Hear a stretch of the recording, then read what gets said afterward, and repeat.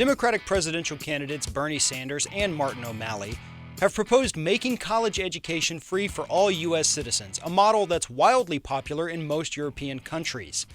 This idea is also wildly popular among college students and recent graduates who are crippled by student loan debt.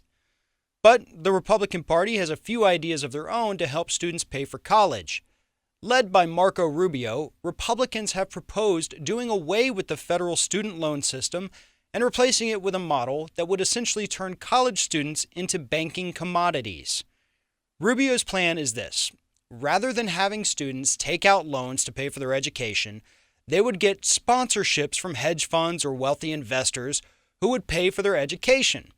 The amount given to the student for tuition would depend on their major, their grades, and the earning potential of the student after they leave college. Once the student graduates, they would then be obligated to pay a percentage of their income back to their wealthy sponsors for a period of about 10 years until the initial loan is paid off. Rubio says that the percentage could be as low as 4%, but other conservatives and think tanks say that a more reasonable number would be about 25% of the graduate's salary upon leaving college. Rubio believes that the federal government cannot be trusted with the federal loan system that's currently in place, and that the private sector, banks and hedge funds and the wealthy elite, would be a much better benefactor for needy students. Chris Christie also supports this type of payment system. Now here's the problem. There's absolutely no guarantee that a student will be able to secure funding for college through this plan. The amount of wealthy individuals and corporations in this country is overwhelmingly dwarfed by the number of students attending college in any given year. There's simply not enough money to go around, which would decimate the population of U.S. colleges. But even worse, the willingness to give up money to students is completely in the hands of these individuals. If the student wants to major in art history as opposed to business management, it's unlikely that Citigroup is going to be willing to sponsor that student.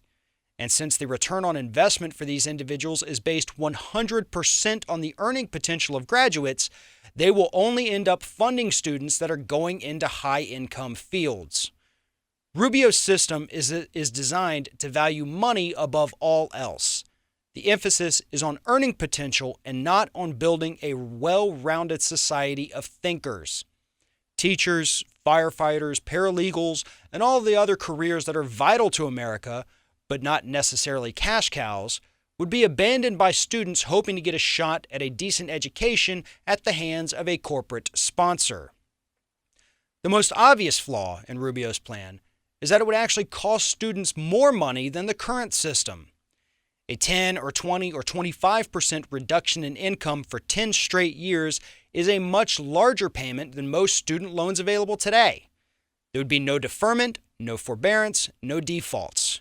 Corporation would essentially own that student, and they would be making more money than the federal and private institutions that are currently handing out student loans. Rubio's plan enriches the wealthy and turns students into another banking asset. We can certainly do better for college students.